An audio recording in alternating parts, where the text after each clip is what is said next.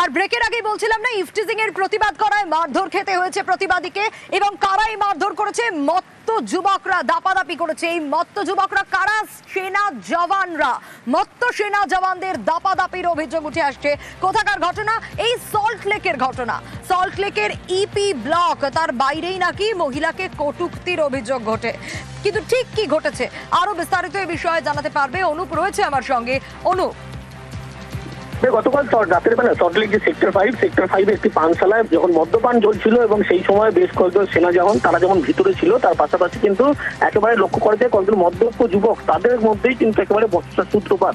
তো কটূক্তি করার একটা অভিযোগ উঠেছিল, তার পরবর্তী ক্ষেত্রে মদ্যপান করা নিয়ে বচসা হয় এবং পানশালা যখন একেবারে বাইরে আসে সেই সময় কিন্তু একেবারেই গন্ডগোলের সূত্রপাত। দুপক্ষের মধ্যে ব্যাপক মারামারি হয়, দুপক্ষই আহত হয়েছে। যদিও এখনো সেখানে লক্ষ্য করা যায় পরবর্তী সময় একটি গাড়ি পর্যন্ত ভাঙচুর করা হয়েছে।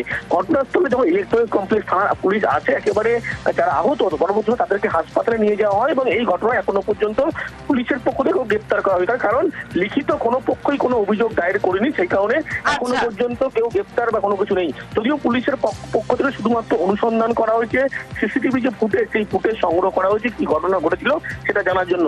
পুলিশের পক্ষ থেকে বলা হচ্ছে যদি অভিযোগ হয় সেক্ষেত্রে তারা কিন্তু আইনানুগ ব্যবস্থা নেবে এবং দুপক্ষই গ্রেপ্তার করবে তারা। বেশ বেশ।